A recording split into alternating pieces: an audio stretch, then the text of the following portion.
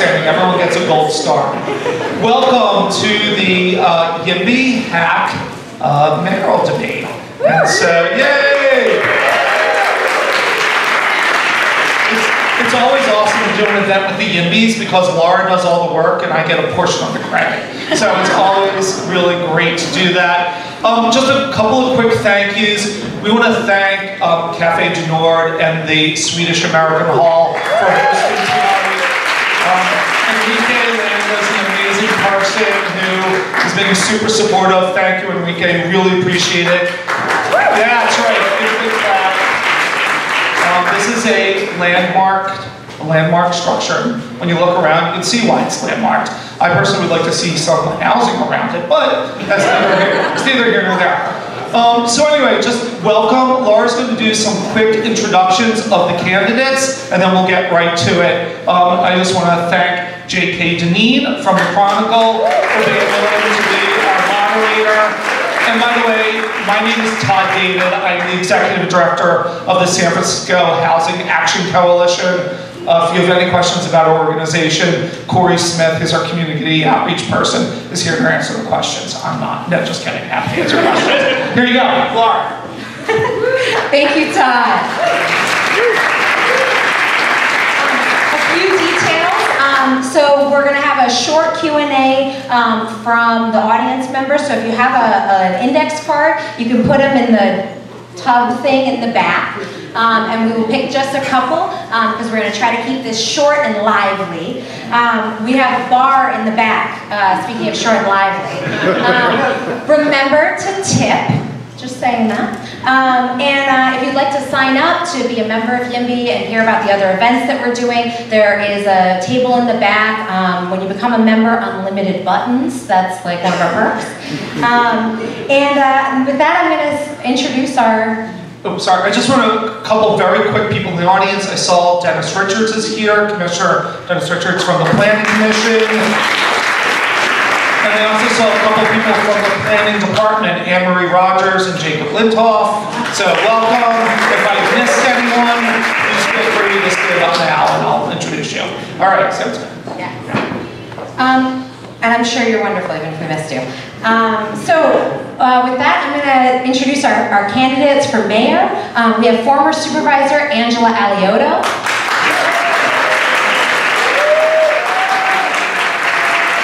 We have President of the Board of Supervisors, London Breed.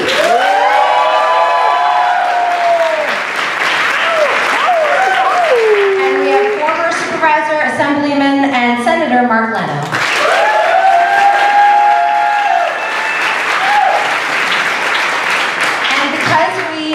Have a rather short amount of time. I'm going to ask people to hold a little bit of the rambunctious applause and ask all of our participants to keep their answers as short and pithy as they can. And with that, I'm going to hand it over to J.K. Dineen of the San Francisco Chronicle, a much beloved paper here in our fair city.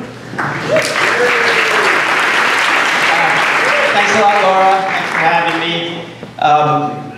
Obviously, over the last 8 years or so, housing affordability, the housing crisis, lack of housing, the pathetic track record of building housing in the Bay Area has really moved to the front burner of political debate in the Bay Area and beyond. Actually, all major cities are having similar debate. It's just more intense here. So the opening question, and we'll start with Supervisor Alioto, is you have 4 minutes to answer this one. It's sort of like an opening statement. And it is the following: what is your vision for an affordable San Francisco? And what concrete steps, as mayor, will you take to get us there? So, it's not why am I running for mayor? That's always the first question. First of all, it's so wonderful to see so many people out. And this is such a democratic city, and every panel that we go to, literally almost every other night, has a crowd like this. So I want to thank you all so much for coming out tonight. I think I have been in San Francisco politics for a very, very long time. I was supervisor for 8 years, and we had housing issues at the time. That was in the late 90s. I think a lot of the problems that we are having today is because we allow massive corporations to come in, which is fine, but we don't have any plan for everything from the housing to the traffic to the parking to just about every quality of life issue that matters to San Franciscans. San Francisco is one of the greatest cities in the world, and by doing what's been done over the last 10 to 15 years and not allowing for a plan, you know, where are we going to house people before we bring 3,000 into the city to work in one building? Where are we going to allow them to park? How are they going to get around the city? We now have Uber and Lyft and Chariot, and it's over 60 to 70,000 cars in the street a day. Did we plan for that? Are these all unforeseen consequences of a lack of planning? Or were they foreseeable, but nobody wanted to deal with them because of the amount of money that would be brought into the city? And so now we are addressed with one of the worst housing crises in the history of our city of San Francisco. People just simply can't afford to live here because there isn't housing that is anywhere near affordable or below affordable. And in the situation I worked with for 10 years in the 2000s with Mayor Gavin Newsom, permanent supportive housing for the formerly homeless. There just isn't any. So what we need housing. We need every single type of housing. We need housing for the formerly homeless. We need housing that's below available. Affordable housing, we need affordable housing, and we need market value housing. We need every type of housing possible. So when these housing projects, and all of us know this, we hear it all over the city, when these housing projects come up in front of us, or come up in front, I'm on the DCCC, a building just came up at 16th and Mission. It's a very large building. It's got 50% under affordable, right? Everybody's voting against it. I voted for it. I don't understand. Why wouldn't we want that amazing housing unit in an area whose crime rate is 47% and where there's just simply not enough affordable housing? So we want it, but we vote against it. We want it, but we don't plan for it. And I think that's the problem. As mayor of San Francisco, I will have a plan for every new company that comes in. We will have a plan for affordable, below affordable, formerly homeless, and market value housing that addresses the immediate issue. We cannot be having all the amount of people coming into work when we don't have the infrastructure, or especially, obviously, the housing. This is one of the wealthiest cities in the world, and to live here, you have to be very, very wealthy. There's an article in today's New York Times that says people are going all over the United States. Stop me if I go over. I tend to keep going on and on. A civil rights trial lawyer, I'm going to get to the root of this problem. Just let me know, okay? The article in the New York Times is people are going from state to state to state and saying, wow, I can have this beautiful home for $600,000 that would cost me $4 million in San Francisco. I have all of the internet that I need. I have the ability to actually work from home. Why in the world would I want to live in San Francisco? As a born and raised... You're up. No! Thank you all very, very much.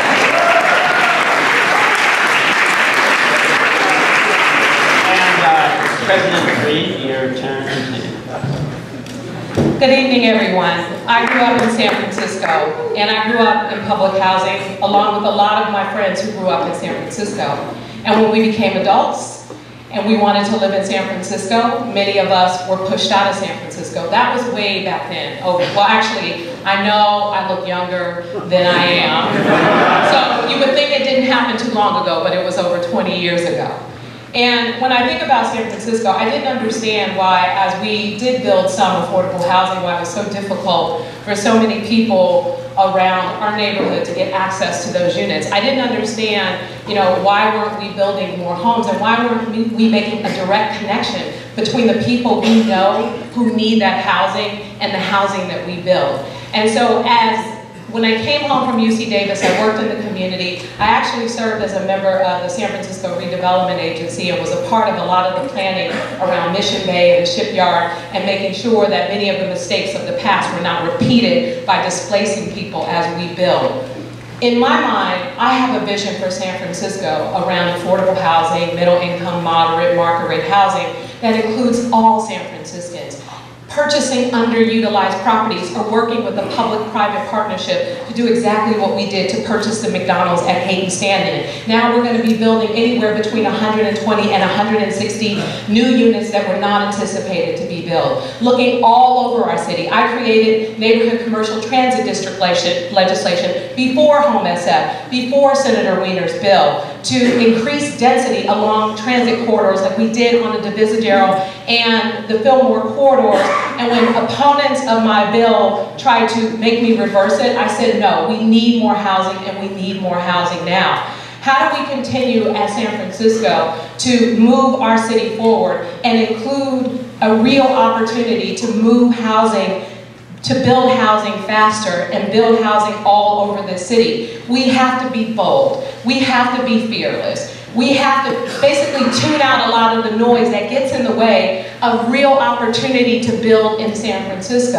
100% affordable housing developments should not be boggled down in red tape constantly. And so when I think about San Francisco and I think about wanting my friends to return and also wanting some of my new friends not to leave San Francisco because they can't afford it, I see a new San Francisco, a San Francisco that's still beautiful, but a San Francisco with more housing, a San Francisco without the tents on the streets because people have housing opportunities, a San Francisco that includes people of all income levels and not just people who qualify for really low income housing and can only afford market rate. What do we do about the teachers, the janitors, the people who are getting left out of the process? I'm prepared as mayor to provide real solutions.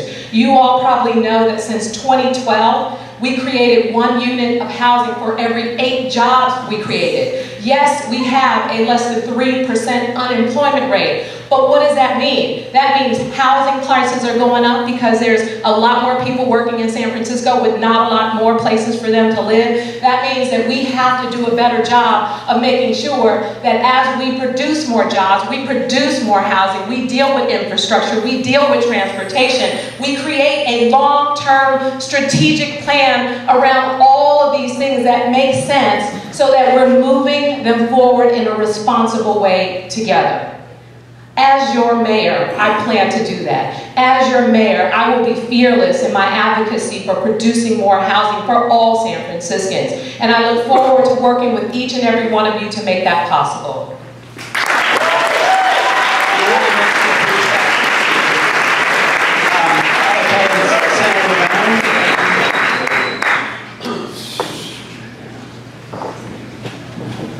So let me also thank you all for coming together tonight to engage in this fundamentally important effort. And I want to thank the YIMBYs for your engagement and your leadership in tackling affordable housing in particular. Now, all of us in this room may not agree how we get there, but we do have a common goal of a more affordable San Francisco. And I would suggest that since none of us has all of the answers for the great challenge of affordable San Francisco, that it requires us in a respectful fashion to work together to find effective, positive solutions to these issues.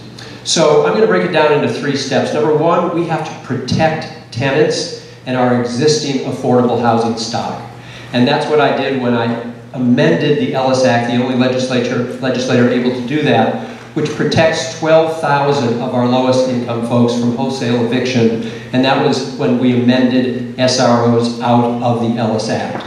And we're seeing still today a lot of no-cause evictions because of the Ellis Act, where you're a good tenant, you're paying your rent, you're a good neighbor, and you get kicked out and you lose your home because of an Ellis Act eviction by a speculator, not by your landlord, by a speculator for whom the law was not written. And I would take those folks to court so we can, again, protect our affordable housing stock and our tenants. Then we also, step 2, need to capture the value of development for the benefit of San Franciscans. And we did that when we I wrote the inclusionary zoning ordinance back in year 2000. We brought all the stakeholders together. We had for-profit developers there, we had not-for-profit developers there, we had neighborhood advocates for seniors and for children, for bikes, for parks, and working on it every week for almost 2 years, we reached a common agreement, and when we took it to the Board of Supervisors, it passed unanimously. And since then, we have built many, many, many thousands of below-market rate or affordable housing units through that inclusionary zoning ordinance. And then thirdly, we have to be obviously very creative in finding additional solutions. As chair of the Senate Budget Committee, working with the governor and with my Republican colleagues, I was able to bring home $500 million to San Francisco to expedite the construction of 3,300 affordable housing units using tax increment funding per the old redevelopment fashion for Mission Bay, Trans Bay, and Hunters Point Shipyard. So these are things I've already done. This is the kind of focus and energy that I will bring to the job as mayor. Then additionally, I'll just conclude by saying we have an affordability problem because we have a political problem. And I mean that by saying that when those with the most money have the most influence over our elections, the people's needs suffer. And so that's why I have put forward a fair campaign promise in which I say that I denounce and I renounce and reject any super PAC funding in this mayor's race, that means outside of our campaigns, by unlimited, unregulated, often secretive donors, either for my benefit or against my opponents. And I want to thank Angela for having signed that promise. I want to encourage the other candidates in the race who have yet to do so, Because again, when the money interests have the dominance, the people's interests will suffer. And that includes affordability for the people, for all of San Francisco.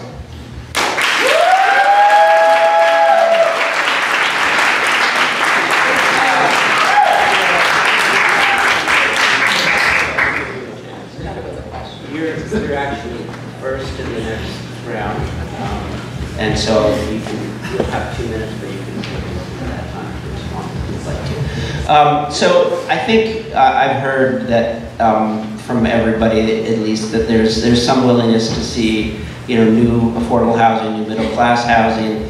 I want to get a little bit more specific. About where that housing should be. Do you believe that San Francisco neighborhoods should be densified? I'm talking about the Richmond, the Sunset, perhaps North Beach, perhaps Snowy Valley, every neighborhood in the city. If so, how would you go about doing that? Specifically, in what districts, on what streets should diversity go? And if each of you could give me one example in your district that you live in of a place where there might be an opportunity for housing, whether it be affordable or middle class housing or whatever, if you could tell me that as well. And so President Breed goes first, and this is 2 minutes. That's it? Okay. I just want to say that I have not signed on to Senator Leno's pledge. I have my own pledge on my website. And it's interesting that Senator Leno has been in office for almost 20 years, and there were super PACs, IEs, whatever you want to call them, in excess to close to $1 million supporting his campaign, working in his opponents, against his opponents, and at no time has he ever put forward a pledge. But today, here and now, as I said before, on numerous occasions, I denounce PACs, I denounce super PACs, whatever you want to call them. He and I both know you don't coordinate with these particular initiatives. And not to mention, Senator Leno has taken over, I think, $14,000 from lobbyists last year, which as of January 1st is now illegal, and he will be getting matching funds for those particular lobbyists who donated to his campaign. And so the point I'm making is, this back and forth, and rather than focusing on the issues that matters to San Franciscan, it's tired, and I just wanted to put it out there that it is time for us to focus on the issues that matter to San Francisco. On the housing question. On the question around housing, I was a co-sponsor of Home SF, and part of what, as I said before, with my neighborhood commercial transit district legislation, it would allow for an increase in density along transit corridors. Yes, we need to build more affordable housing. Yes, we need to get creative about doing so, but I want to be clear. We have to make sure there are tenant protections so that it isn't a wild, wild west where people are going crazy to build housing and evicting people at an alarming rate. And so specifically, a great example is Hayes and Stanton, where we just purchased a property to build 100% affordable housing units, and we need to maximize the number of units we build on that property, and in other places where there are opportunities in underutilized properties throughout San Francisco, which also includes the West Side. Thank you.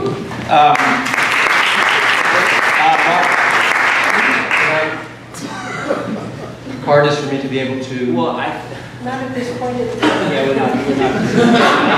Everybody has, people have to get out of here at 7 o'clock. So. Can I just have a few seconds then just to respond? Just briefly. Okay. You can choose to use your time to...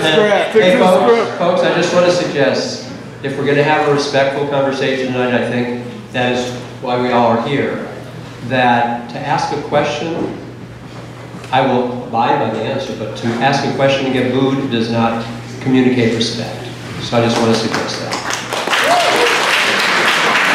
And if we could keep applause and boos and cheers to, please don't do it. This is like the planning commission. You can use your fingers, right? Use your fingers. Thank you, Senator. Okay, so just to respond very quickly. Yeah, of course, anyone who's in public office has had these PACs come from the outside. The purpose of my pledge, and for us to really get serious about keeping these dollars outside, the many millions of dollars unregulated outside, that's the change we should all be asking for right now. That's the status quo we want to break. So to defend it, is that the status quo? Let's do something different. We can collectively do something different. Now with regard to housing, denser housing, I've been talking about denser housing since I was on the Board of Supervisors in 1999, when I authored the inclusionary zoning ordinance. So yes, it is appropriate to have conversations across the city. And you want to be specific, I think of my district as the entire city. I've been representing it for the past year. But clearly, on Upper Market, where we built a lot of new housing, Geary Boulevard is a broad boulevard. Anyone who's been to Paris knows that you can build 5, 6 stories on a broad boulevard, of course, with transit access. That's good public planning. Now, for folks on the West Side who are very sensitive, and rightfully so, they would argue, I bought my home in a single-family neighborhood because that's how I choose to live. If I wanted denser housing, I live on the east side. But they also bemoan that their own kids are not going to be able to afford, or their grandkids, to live in their own neighborhoods or live in their own city. That's an opportunity.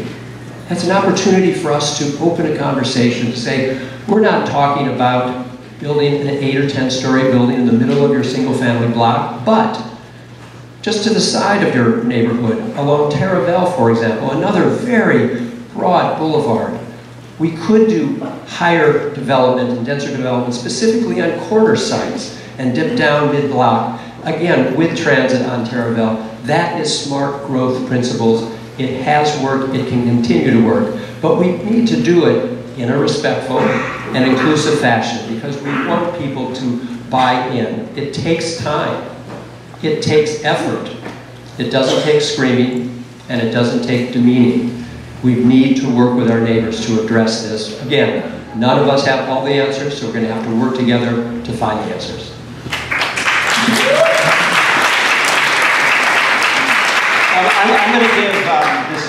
I'm going to give each of you 1 minute to kind of follow up. I feel like there wasn't the level of detail that I was looking for. Wait, I didn't answer that. And oh, yes. I'm sorry, yes. What is it about me that this happens at almost every panel? It's no, she just went. Okay. And Senator Leno, with all due respect, when you say all politicians have taken PAC money, I've never taken one penny in my entire life or any anybody or any kind of stranger out there putting up signs for me. It's never happened in my life, and I doubt very much that it ever will happen. It's a real dangerous issue to have strangers electing elected officials. It's dangerous. I think we can see a lot of that that's happened in the president we presently have. But having said that, housing in San Francisco, I'm a born and raised San Franciscan, I have 4 kids, I have 5 grandchildren, and I want everybody to be able to live in this city. This is a very special city. You can go to Mexico, you can go to Italy, you can go to Russia, you can go to Sweden, you can go all over the world in one city. It's a very special city. So where we put our housing that we desperately need, both below affordable and market value, that we desperately need, where we put it is extremely important to all San Franciscans who understand that you can't take the soul of the city away from the city by just building all over the place.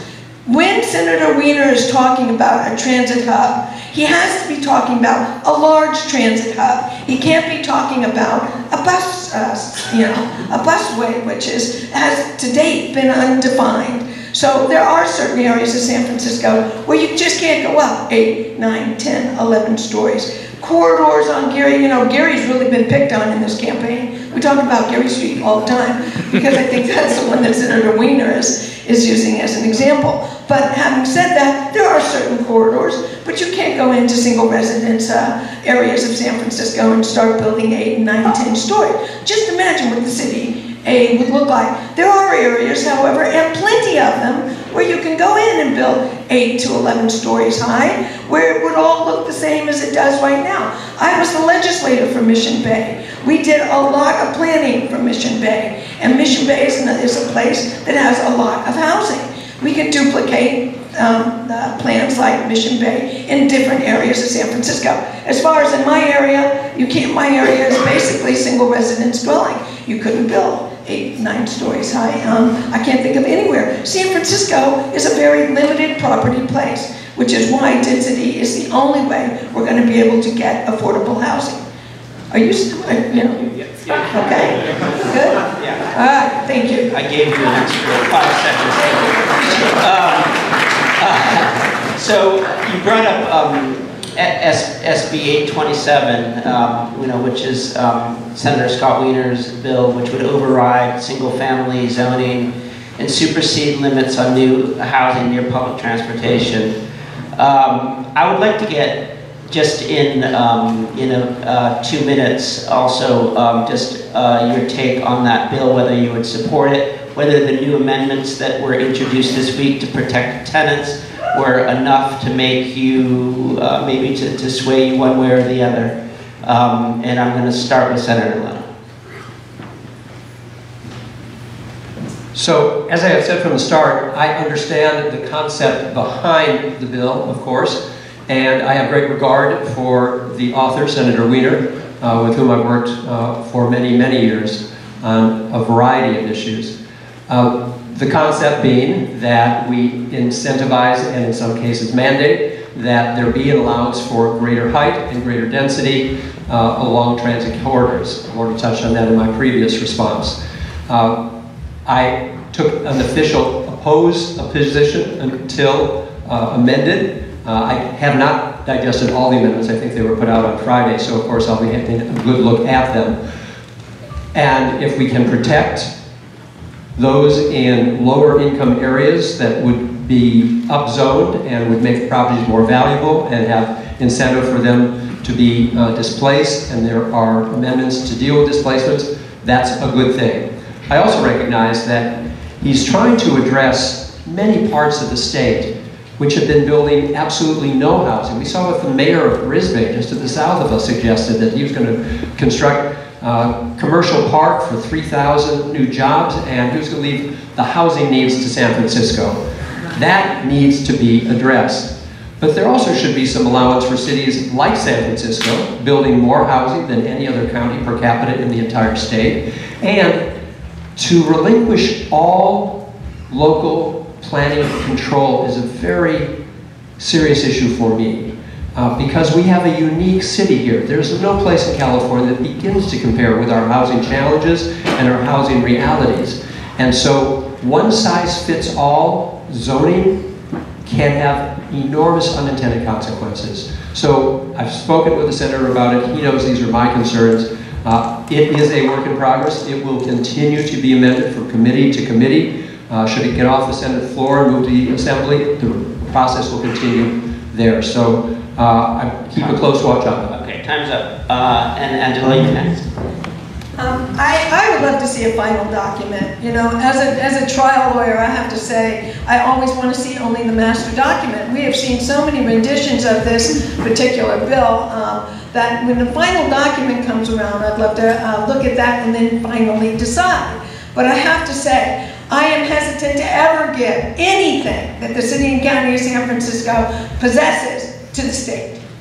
And so that is a major issue with me that Senator Leno was just referring to. Our zoning and permitting and density being released such that the state would have control is nothing that I think should ever happen for the city and county of San Francisco. Now, does our zoning and permitting need serious help? Do those departments need to do their job instead of what they've been doing, where they allow builders to get a permit and then never finalize the permit, and for 10 years the builder's doing nothing but spending money on trying to get the permit? That is outrageous behavior, and when the department head can't get their acts together, then they need to be replaced with people that understand if you're going to give something to somebody, like a permit to build 315 apartments at 16th and Mission, then don't make them wait 10 years and spend hundreds of thousands of dollars on EIRs and everything else that is not exactly needed for what they want to build. We need departments that give people what they deserve since they have followed the rules, and not departments that keep people hanging on forever. You would be shocked at how many affordable, below affordable, and market value housing permits are out there that have been out there for years, and nothing gets done about it. So it's not like the developers haven't tried, it's that the department hasn't cooperated. Having said that, if they were able to accomplish what they want to accomplish, would we even need Senator Wiener's bill? That's a totally different question. Okay, thank you very much. You know what's interesting, sadly, about leaders in the past when I grew up is the public housing development that I grew up in had over 300 units, and when it was rebuilt, they built about 200 units. They knew that there were going to be 100 families displaced, and no one in leadership in San Francisco did anything about it. We have a responsibility to think about the future, and the future includes making sure things like that never happen, but more importantly, we build responsibly. I support Senator Wiener, and I am having conversations with him specifically about tenant protections, about inclusionary affordable housing, about making sure we define the corridors, the transit corridors specifically, so we know exactly what we're talking about in the city and county of San Francisco. Again, we can't be afraid of moving forward and providing more housing for all San Franciscans. Sadly, the mistakes of the past are catching up with us to this day, and we have so much more work to do to move the city forward. Yes, we want to support our communities and our neighborhoods that are beautiful and make San Francisco an incredible place for all of us to live, but we have to be strategic about identifying sites and moving forward and making sure that we don't cause massive displacement in the process, and I'm committed to that. So the next question is about middle-class housing. San Francisco has improved its production of housing over the last 5 years.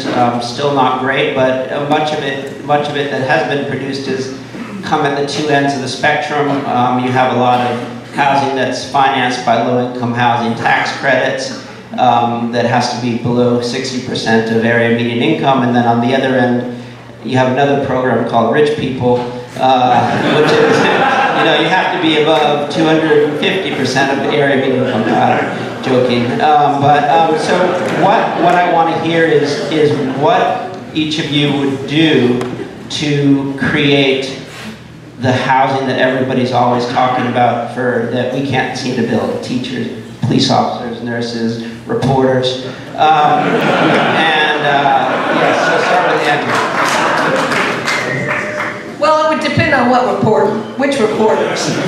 But I absolutely believe that you have to have housing specifically for emergency services, police and fire, for nurses, for teachers. Specifically, there's a new program going down in San Jose that is absolutely incredible, where 480 teachers are being housed in a building in downtown San Jose. We need to look out at the best practices, to quote Gavin Newsom, the best practices in other cities where they have a situation that nobody can live there. I hear my opponents speaking of, and actually I don't like that word opponents, I hear my friends speaking of, this is San Francisco. We're the summer of love, let us not forget, okay? But I hear them speaking about affordable. What is affordable? People cannot buy their groceries after they have spent what allegedly is affordable in their rent.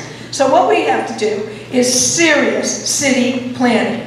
As I mentioned in my opening statement, serious. How many new jobs are coming in, and where are they going to live? Can we plan for them? Can we have coalitions of the tech companies, the government, and you all, the citizens, the neighborhoods, sit down at the same table? There's no coalition building going on in this city right now. We need to get everybody at the same table and say, hey, Mr. Tech, if you're going to bring 3,000 people for one building, where are they going to park? Are you going to help us with their housing? Are you going to contribute to what we want you to contribute to, i.e. housing for teachers, instead of what you want to contribute to?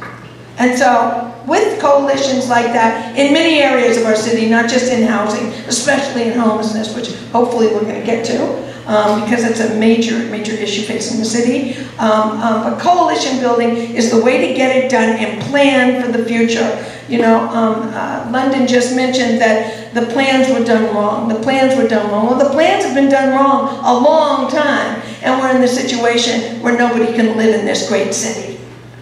Thank you very much. You know, the only reason why I decided to run for office is because I got tired of watching all these policies and all these things happen in the city and all this money gets spent and never understanding how it actually would work for my community. And part of that has been a challenge with housing. It's why I push so hard for a neighborhood preference, making sure that people who live in the neighborhood have priority access to the affordable housing that's built in their community. It's why, most recently, I pushed so hard to increase the inclusionary housing laws and got criticized for taking away from the poor. And it wasn't about taking away from low-income families, which I care deeply about because I was definitely one of those families, and there are still too many of them in our city today. It was about trying to make sure that we developed housing policies that also include middle-income families. We may think a family of four making 120% of AMI, which is about $138,000 a year, is a family that's wealthy, but not in San Francisco with the cost of living. And so we have to think differently about how we connect our laws and what we're doing in San Francisco to the people who need us to be more strategic to make these things work for them. That's what I'm committed to. And we have to make sure that we build more housing faster. Supply and demand is also a part of the issue. Again, I know I said this, but unemployment rate, less than 3%, 8 new jobs for 1 unit of housing. Clearly, we have a lot of work to do.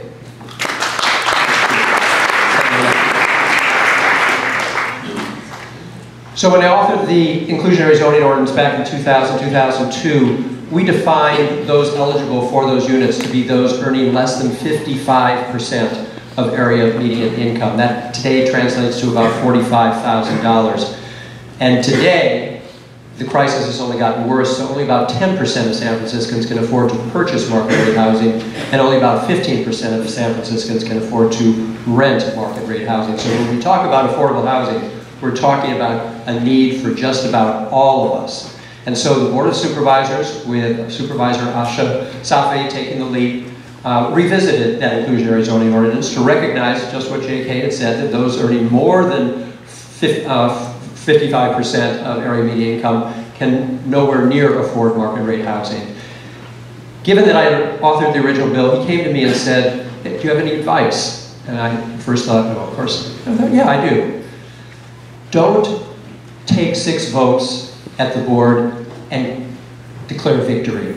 Make your goal 11 votes. That's what we did in 2002, and it served the city so much better. And I'm very appreciative and proud of the supervisor for taking that advice.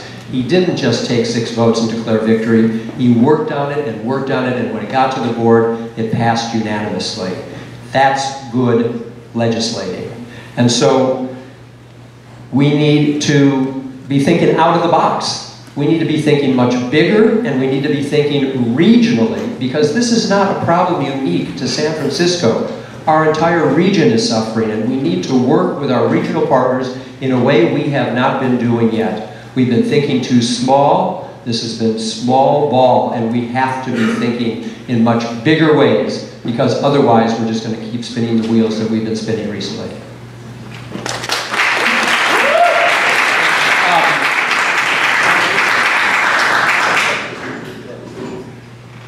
Sorry, we're under very tight time constraints, so.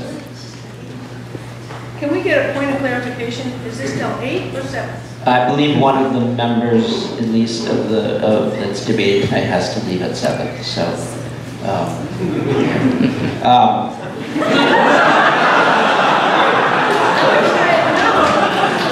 but we're going to get as much as we can in here. She might be late for her next event. All right, so these questions come from the audience. The first one is, as an architect, I'm very familiar with the entitlement process. It can take years to get a building permit.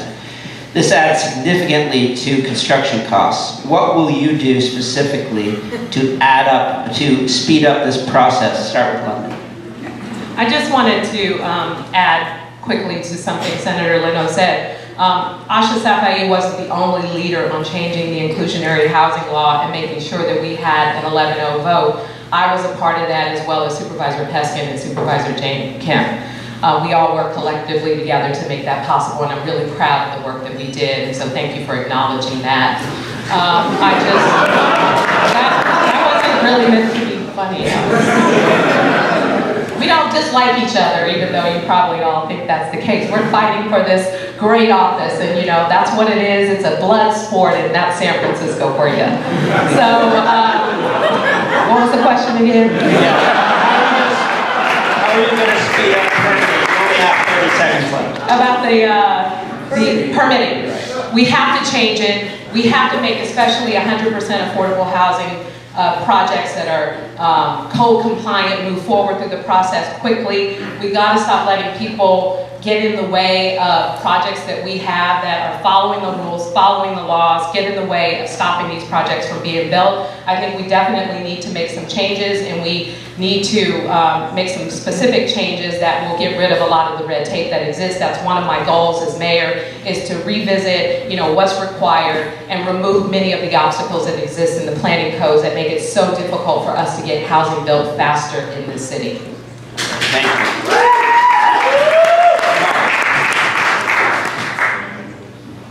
I think you'll hear us all say, yes, we need to expedite and streamline the process without a doubt. But let me point out that there's some systemic problems in our Department of Building Inspection and our planning department. I think there are a few architects in the room, and maybe even some developers who may have experienced that. I would suggest that there's something wrong with the system if you have to hire an expediter to get your project through a public department. That public department is there to serve the public, and it should be service-friendly and customer-friendly. That is not the case right now. So, when I talk about a new direction in City Hall, when I talk about fundamental change, I'm talking about getting as granular as what's going on in departments. We should not be fighting our local government to get things done. The same for small business owners as well as for developers. There shouldn't be a need to have to hire outside people to get you through a public process. That person at the counter should be there to say, yes, how can I help you? Thank you. I mentioned earlier that the problem is with the departments, and the problem is with the departments. I try to build, I try to give. One of the most beautiful piazzas in the world, Piazza St. Francis the Poets Plaza in the middle of North Beach, right? By the way, it will be built someday, as soon as I fire all these department heads. But 10 years, right, for a gorgeous green and white marble piazza with inlaid brass of poetry from San Francisco to the Renaissance, right? It's just gorgeous. The guy calls me and says, you need to do another EIR. I said, EIR? This is not a 10-story building. It is a piazza. It's flat, okay? It's flat. It's where you go with your kids, you go with your friends, you have a cappuccino, you have a brioche, and you enjoy life. San Francisco, you hear a little poetry, right? He says, fine, Supervisor, I'll send it back to you. He sends it back to me. He's redlined everything. I call the guy back. I go, what is this red? 10 years I did this. 10 years. It got redlined every 4 months. Finally I said, you guys all need to be fired. You are here to work for the city and county of San Francisco residents. You need to give them what they need once you have given them permission to even start. And not let them spend millions and not be able to build anything while the city so needs it. Thank you. The next question is sort of a transit housing question. It comes from Frank from Bernal Heights, who wants a 30th Street BART station. I do too. He says, in addition to streamlining housing development, how do you propose to fix transit development? More people means we need better local and Bay Area public transit, not more cars. I'm still waiting for BART's fleet of the future. Says Frank. Okay, I believe London's first. Well, we have a lot of work to do in San Francisco because we have more people living in San Francisco than ever before, using more modes of transportation, and we want to make sure that cars know where they belong, that bicyclists know where they belong, that pedestrians know where they belong, so that no one gets hurt, and they get from point A to point B safely. And part of that is the changes that we've been making to our infrastructure and our street designs. The other part of it is making sure that we're making the kinds of investments necessary to improve our public transportation fleet. I sponsored the legislation that was put forth to not only replace our entire bus fleet, but our entire train fleet here in San Francisco. I also pushed forward aggressively to make sure that the MTA budgeted money to hire over 400 new train operators for the city and county of San Francisco because sadly they weren't thinking strategically about the future and what we needed to operate the buses and trains as we purchased them. It was absolutely insane, a lot of chaos. And so we also have to come up with creative solutions to help people during commuter hours.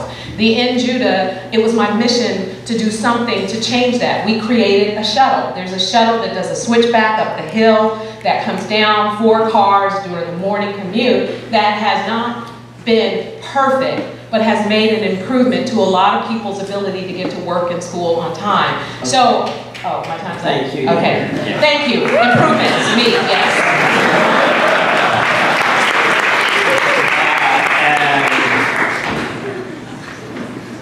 So when the new mayor took office in 2011, we had double-digit unemployment.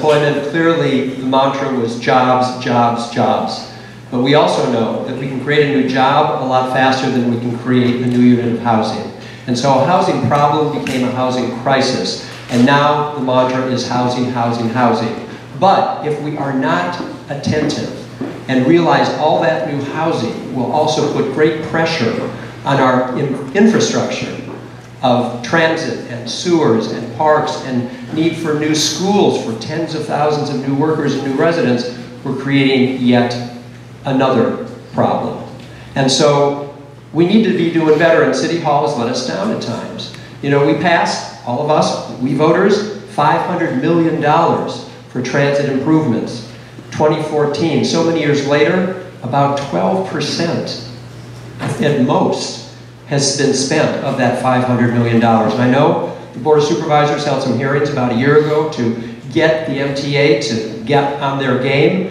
I don't know if we've made much advancement since then. So again, we can do much better. We have to do better. If we're going to ask voters for $500 million in bond funding, and then we're going to make excuses as to why we don't get that money out the door for shovel-ready projects, we've got a problem. No, the problem is not money. This is a $10 billion budget. Do you realize that 1 billion is 1,000 millions? This is a $10 billion budget. More money for MTA? Seriously? I mean, MTA just loves to undo one street, go back and do it again, and it's always the ones we always use. MTA is not doing its job. Get the buses there on time. Give them the equipment that they need to have a good, solid bus that isn't dangerous. Don't go about the business of doing all these ridiculous alleged improvements that are curb cuts. They're putting people a half an inch away from your local bus zooming by. It is absolutely amazing to me what has been done in this city by MTA in the last 6 years in the name of safety. Where's the safety? And now they want more money to what? Make it safer when it isn't? No, we need to start at the top of MTA, and we need to get people that are working for you, the citizens, and not for these constant renewable contracts and requests for more and more funding. $10 billion. Thank you. I think we're getting close to 7 o'clock. I'd like to ask a question, one more question. This comes from, this person didn't sign it, but it's about neighborhood character. What criteria will you use to judge whether neighborhood concerns over increased density are worthy of close consideration or simply bad faith blocking tactics?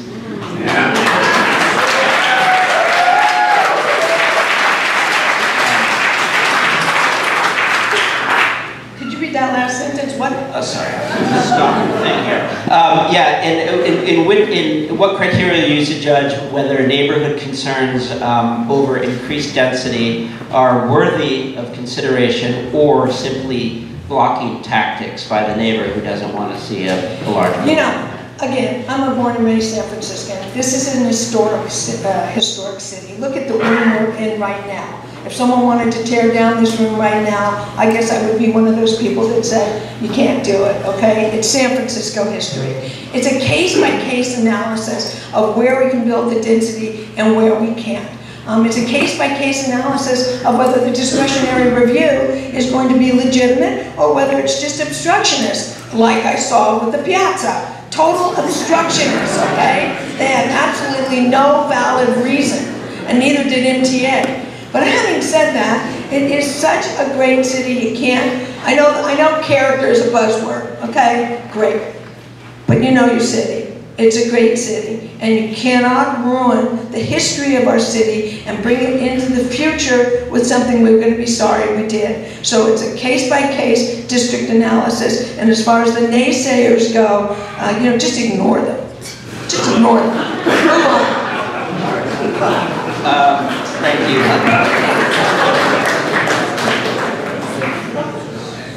When the Booker T. Washington Community Center on Presidio Avenue tried to build 50 units of housing for transitional age youth, there were a lot of folks in that neighborhood, including at the time the supervisor, because they were actually District 2, who tried to stop it because of issues around views and other concerns around neighborhood character. It took a long time to get that housing built. Yes, it took a lot of money, but more importantly, you know, there were a lot of people who were opposed to it, and that was really unfortunate. Today, that housing is serving 50 people. 50 people, and some of those people were formerly homeless. And so they have a roof over their heads now. And so I think that, you know, yes, you know, the Swedish music hall that we're in today is a beautiful place and it's protected. It was landmarked and it is protected, and that these are the kinds of places that we want to protect in the city and county of San Francisco. But more importantly, you know, we have to look at places like, again, the McDonald's site that we just purchased for below market rate prices. We have to look at places like that and other empty lots that are underutilized to provide more housing and maximize their full potential. And so I'm committed to that, and I'm committed to working with communities to make sure that, you know, the outcome may not be what everyone wants, but what's most important is we come up with the right agreement, the right balance for the neighborhood, and we try to maximize the housing units.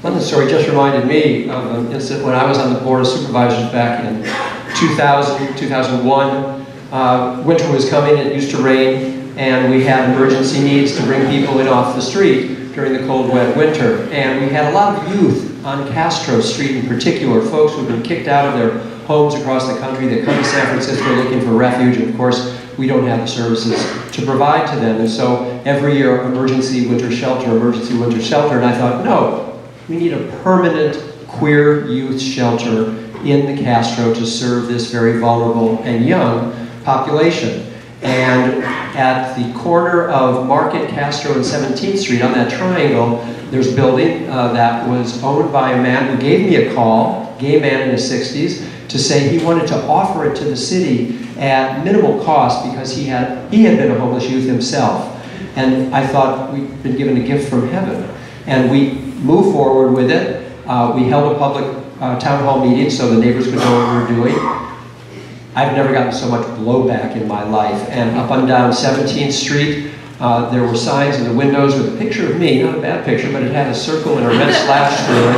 I was running for district supervisor in 2000, and it said anyone but Leno. And we thought, how not to run for district supervisor, open a queer youth shelter in every neighborhood. But we held hands, and we knew we were doing the right thing.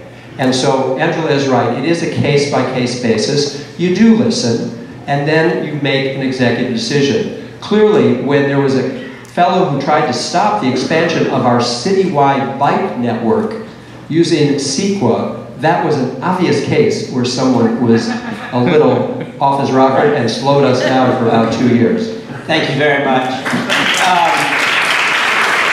I realize that the conversation is probably just starting, and I hope that people stick around to continue. I know that I want to thank the YIMBY Action and the Hack for putting this on, and I know you guys will want to stick around and talk about urbanism and housing and obstructionism, and because that's what you guys do all the time, as far as I can tell, whether it's on Twitter or at the Planning Commission or wherever. But anyway, I appreciate the passion. It's great to have so many people in the city who care about these issues.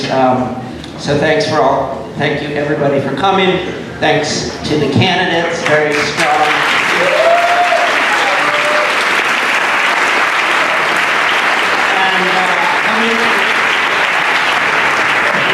There's about 30 more debates if you want to attend them.